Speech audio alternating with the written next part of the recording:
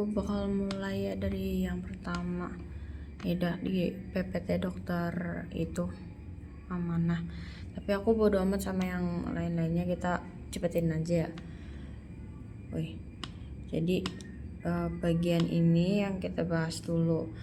Jadi di bagian bibir itu ada yang namanya bibir yang eksterna, transisi, sama interna. Jadi kalau eksterna tuh bagian luarnya, kayak bagian luar bibir kamu yang bagian mana ya? Nah, bagian sini. Jadi bagian sini. Nah, vermilion tuh atau transisi itu bagian sini. Nah, di dalamnya itu bagian internanya. Jadi kalau itu nih, oke. Ini bagian bibirnya. Kita bahas satu-satu. Jadi ini bagian luarnya. Nih, bagian luarnya. Kamu kalau ngeliat bagian luar itu pastiin di sini ada kayak gini-giniannya. Ini namanya adalah folikel rambut. Folikel rambut dia pasti ada kelenjar sebasea sama bukan serum mukasa. Sedorifera. Nah, kelenjar itu tuh fungsinya untuk ngeluarin keringat. Walaupun di dalam kayak kamu gak pernah ngerasain keringat di bibir kamu, tapi di bagian bawah bibir kan ada kayak rambut-rambutnya gitu kan. Nah, bawah itu yang ngerasain keringatnya.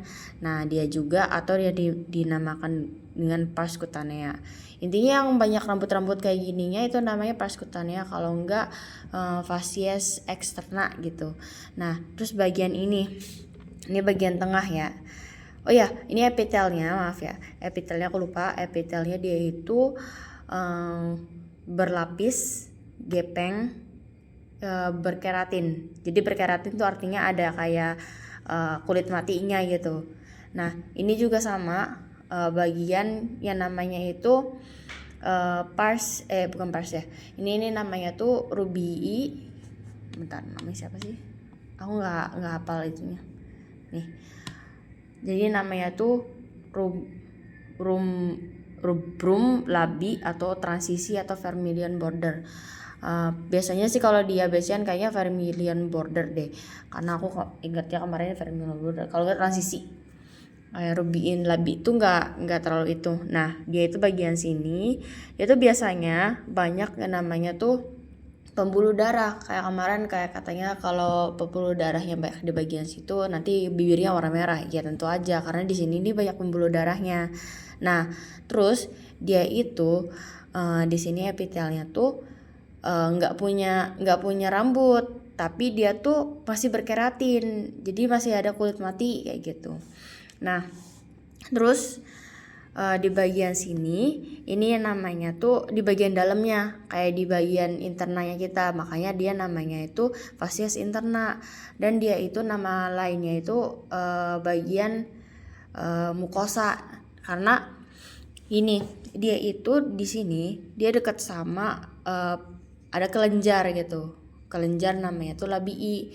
Nah, labii ini adalah salah satu dari penghasil saliva kita. Jadi bagian minor gitu, bagian yang nggak terlalu gede gitu kan. Kalau kan ada yang major, ada yang minor. Kalau yang major itu dia itu kayak parotid, submandibula, sublingual. Tapi kalau yang satu yang ini nih yaitu minor. Jadi nggak ada dikit aja gitu dia ngeluarinnya gitu. Nah, dia itu yang di sini epitelnya itu berlapis tapi tidak berkeratin, gepeng, berlapis gepeng tidak berkeratin. Nah, kalau kamu lihat kayak gitu kan, ini kan berbeda banget ya, ini kayak kasar gitu, ini halus. Nah, kalau disuruh ngomong kayak mana sih yang bagian itu cutaneus gitu. Cutaneus artinya yang di luar, berarti yang ini. Udah gitu aja. Nah, kalau yang ini kamu ingat-ingat, ini dia tuh epitel berlapis gepeng berkeratin, tapi nggak ada ininya, nggak ada hair follicle-nya. Nah, terus ada lapisannya juga nih. Dia tuh lapisannya dari epitel, terus lamina propria ada nih. Semua nih ada nih, lamina propria ada gitu. Dan dia itu ada yang namanya bagian untuk lapisan submukosa bibi. Jadi submukosa bibirnya gitu. Submukosa bibirnya itu terdiri dari ini siapa sih namanya? Oh ya tadi kelenjar labialis sama yang ini.